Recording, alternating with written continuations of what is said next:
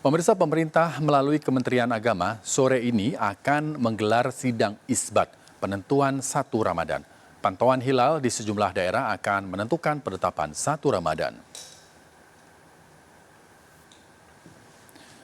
Ada 2 cara penentuan awal Ramadan di Indonesia yang dilakukan dengan metode Rukyatul Hilal dan Hisab.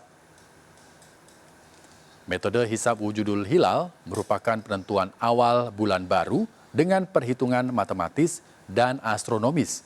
Metode ini biasa dipakai oleh Ormas Muhammadiyah. Penentuan masuk bulan baru jika posisi bulan sudah di atas 0 derajat meski tidak terlihat oleh mata. Muhammadiyah sudah menentukan awal Ramadan hari Senin besok karena berdasarkan perhitungan hisab, posisi bulan sudah berada di 0,33 derajat di Jayapura hingga 0,87 derajat di Sumatera Barat.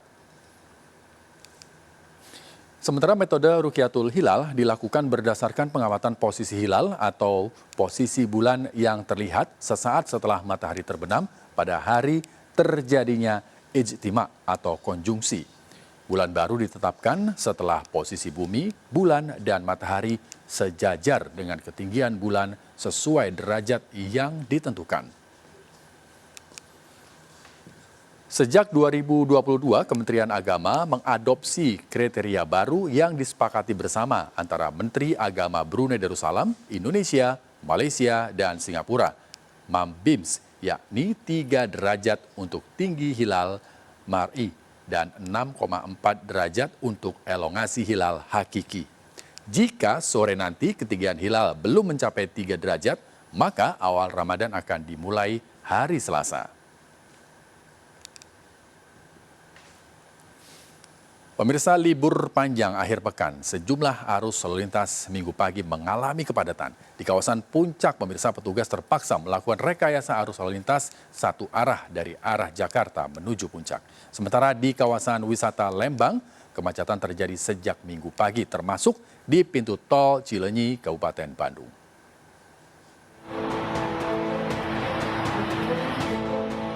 Kepadatan lalu lintas di kawasan wisata Puncak ini terpantau padat Minggu pagi. Petugas pun memberlakukan rekayasa lalu lintas satu arah yang juga akan dilakukan tergantung situasional sepanjang hari Minggu ini. Kepadatan lalu lintas juga terjadi di kawasan Setiabudi Bandung menuju ke objek wisata Lembang Minggu pagi. Diperkirakan kepadatan akan terus terjadi hingga masa berakhirnya libur nyepi. Kepadatan di pintu keluar gerbang tol Cileunyi, Kabupaten Bandung terjadi Sabtu malam hingga mengular 2 km. Antrian kendaraan dari arah Jakarta menuju Garut dan Tasik terjadi karena banyaknya kendaraan yang pulang ke kampung jelang Ramadan. Selain membuat ruas tol macet, di jalur arteri Cinunuk Cileunyi juga dipenuhi mobil dan motor menuju arah timur. Dari Bandung dan Bogor, Jawa Barat, tim kontributor iNews melaporkan. Dianggap meresahkan, 2 toko miras di depan masjid di Jember disegel emak-emak. Aksi puluhan emak-emak ini viral di media sosial. Aksi puluhan emak-emak ini terjadi di Jalan Sumatera Jember, Jawa Timur, melakukan penyegelan 2 toko penjual miras di depan masjid. Keberadaan toko meresahkan karena banyaknya orang membeli miras dan langsung meminumnya di dekat masjid. Penyegelan ini merupakan kemarahan warga karena pihak toko tak menggubris peringatan warga dan secara terbuka menjual miras. Toko minuman keras ini segera ditutup karena meresahkan warga yang ada di sekitar ini. Karena yang baru ini, Mas, belakangnya masjid persis. Jadi semakin semakin nggak karuan. Di belakang sana banyak orang mabuk. Pemirsa, MNC Leasing dan PT Mitra Teknindo Sejati menyerahkan 5 unit Sinotruk Howo 8x4 kargo truk logging kepada PT Momentum Berkah Bersama sebagai bentuk kerjasama dalam pembangunan usaha. Kerjasama pembiayaan alat berat ini untuk mendukung bisnis pertambangan serta hutan tanaman industri di Kabupaten Kutai Kartanegara, Kalimantan Timur.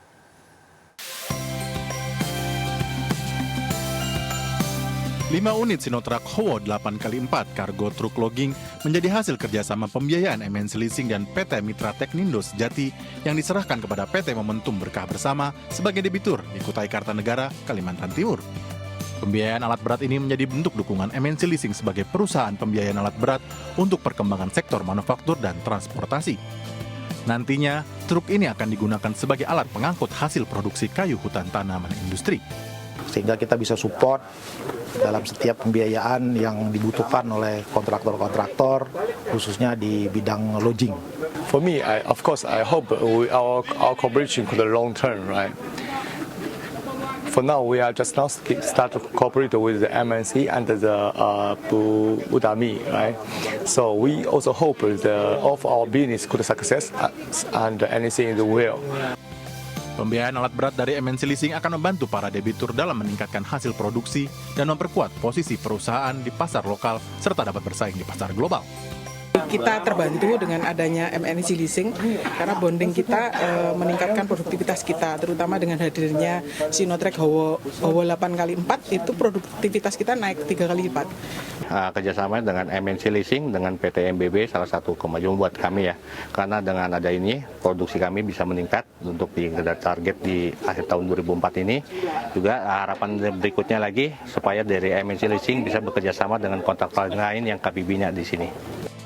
MNC Leasing sebagai perusahaan pembiayaan berkomitmen untuk terus hadir mendukung dan membantu perkembangan sektor manufaktur dan transportasi di Kabupaten Kutai Kartanegara. Dari Kutai Kartanegara, Kalimantan Timur, Ardi Wirya, iNews melaporkan. Pemirsa, bagi Anda yang ingin menikmati unagi atau ikan sidat di Sleman, Yogyakarta, terdapat resto yang menyajikan menu unik yang satu ini.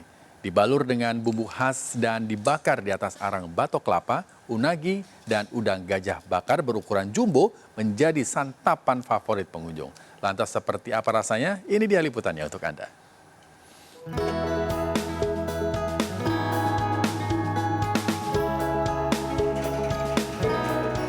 Pemirsa, tak perlu jauh-jauh ke Jepang untuk menikmati unagi bakar spesial. Karena saya akan ajak Anda untuk berkunjung ke perbatasan Sleman dan wilayah Kulon Progo. Di sana ada sebuah resto yang menyajikan unagi bakar dan juga udang jumbo spesial. Seperti apa kenikmatannya? Mari ikuti saya. Resto yang satu ini menyajikan menu unik unagi bakar. Dibalur bumbu khas, unagi dibakar di atas arang batok kelapa, membuat rasanya semakin gurih dan nikmat. Unagi merupakan ikan sidat air tawar tinggi protein dan kalsium. Disajikan dalam bentuk filet agar mudah menikmatinya. Selain itu ada udang gajah bakar berukuran jumbo untuk disantap 2 hingga 3 orang. Bagi Anda yang ingin makan makanan berkuah, juga tersedia mie ramen udang dengan harga terjangkau Rp13.000. Saya pun penasaran untuk mencicipinya, pemirsa. Yang paling favorit di sini adalah ramen udangnya, pemirsa. Udangnya besar-besar ya, pemirsa. Kemudian ada udang gajah bakar. Wow. Dan ini dia nih yang paling kita tunggu-tunggu. Saya pun juga penasaran, unagi progo bakarnya.